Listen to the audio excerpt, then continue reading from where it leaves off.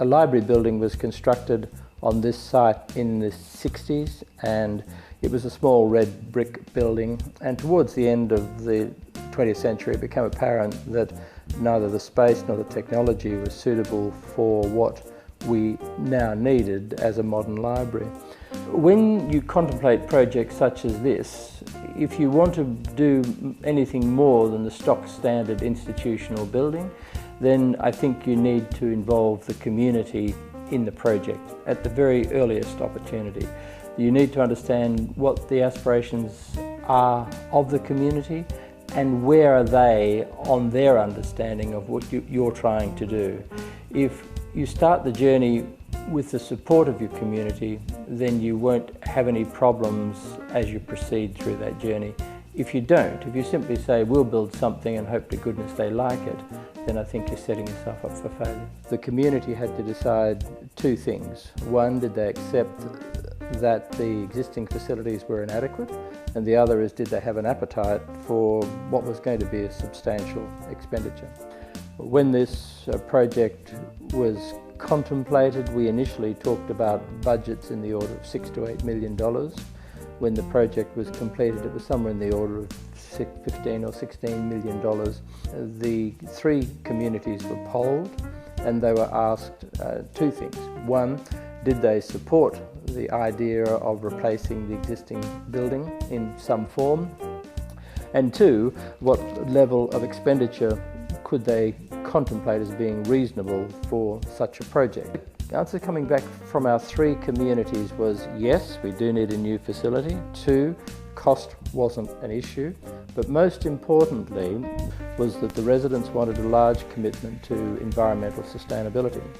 My initial thought was that, well, that's fine, we'd build a building and put on some PV cells and that would satisfy the world. It became increasingly apparent that that's not what was going to satisfy the world where we were on this project. So we then started looking at it differently and began to look at every aspect of environmental sustainability that we could possibly incorporate into a public building. Originally we went out for expressions of interest from three architects. Two produced what I would call stock standard institutional buildings. The Cox Group produced this building. It was designed by a fellow called Christian Wetchen, the architect, and there are elements of the building which are intended to identify with the three communities. So, on the northern side of the building you can see a decorative treatment which is intended to reflect waves associated with the Cottesloe Shire. The green tinting of this building is intended to reflect the Peppermint Grove trees, and if you look on the textures on the ends of the building, that's intended to reflect Mosman Park, which is my shire. But more importantly, they produced a design which really was a very exciting building. So exciting from an appearance point of view that we really wondered whether we could possibly afford to build it. The building in its format, as you've seen, consists of the library. This, where we're sitting now, is the Shire office for the Shire of Peppermint Grove. So the addition of the community spaces was critically important to allow for many activities that previously existed in lots of different halls and spaces around the three districts. The community hall, the community facilities, was intended to accommodate as many different organisations and groups as we possibly could.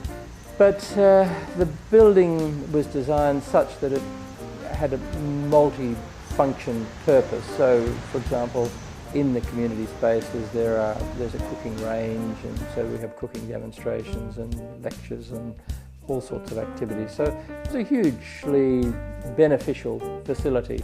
This building is open 7 days a week, and we have huge groups of young kids studying, socialising in the building.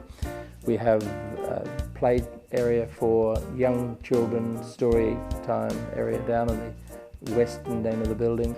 One of the really important parts of the library was the addition of a coffee shop, a cafe, again intended to enhance the social aspect. The idea, for example, of the wind turbines was to show that you could actually install wind turbines in an urban area, and it doesn't mean that they have to be very large things that, noisy.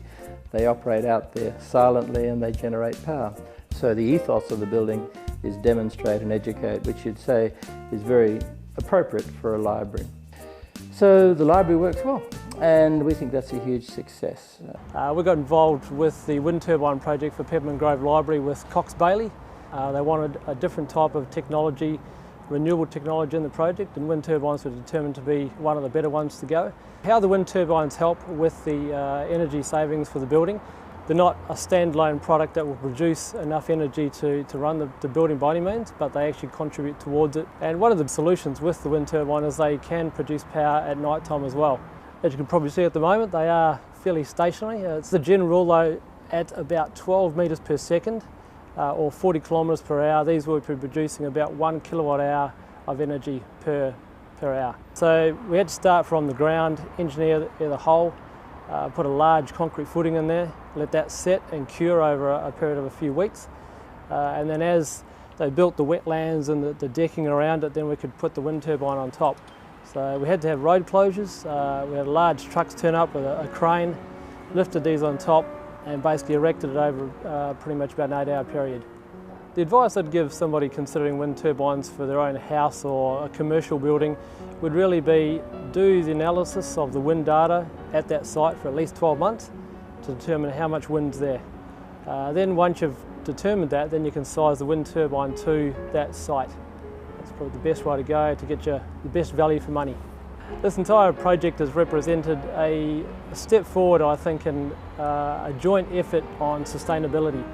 So where the Shire, the developers, the engineers, everybody's come together to basically put together a showcase, and it goes right through from the wetlands, the solar, the wind turbines, everything contributes towards one big core effort, and that's, I think, that the key thing here is the team effort of everybody involved. And if we all can put our like minds together and work together, we can achieve great things. Electricity and gas costs are on the rise, and opening that bill each quarter can make us gasp. But as competition increases, suppliers are offering better and better deals, and finding a cheaper tariff will free up money you can invest in other power-saving improvements. But how do you get started?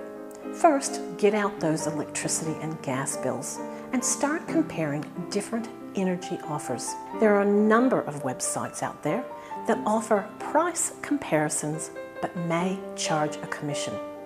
We recommend you use your local government sites, including Australian Energy Regulator, the Australian Competition and Consumer Commission, or state-based regulators such as www.switchon.vic.gov.au. Once you're in the site, it only takes a few moments to enter your location and consumption over 12 months, and the website immediately gives you retail options.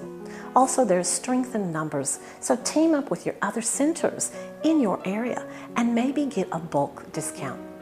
But before you make any switch, get in writing the details of the energy deal and read the fine print in the contracts before you sign up. Also ask your current supplier if they would be willing to match any new deals you find. They usually want to keep your business. Finally, check the Energy Made Easy website to learn about your consumer rights. Then, if the new deal just seems to be the bee's knees, the new company will handle the changeover and notify your old provider. Just be aware there may be a transfer or termination of contract charge, and remember to calculate that into your cost savings. From that moment, you still have 10 days after signing contracts to change your mind. All these facts and much more can be found at our website, www.agreenhouse.net.au. So enjoy your energy shopping and thinking about what you can spend that extra cash on.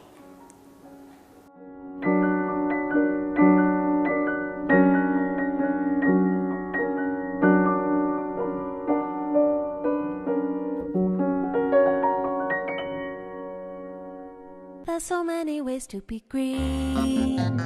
I've been hearing so much about it. I want to be in on the scene. So tell me where it's happening. Just around the corner is where it's all happening. In a greenhouse around the corner, finding energy solutions. Just around the corner is where it's all happening.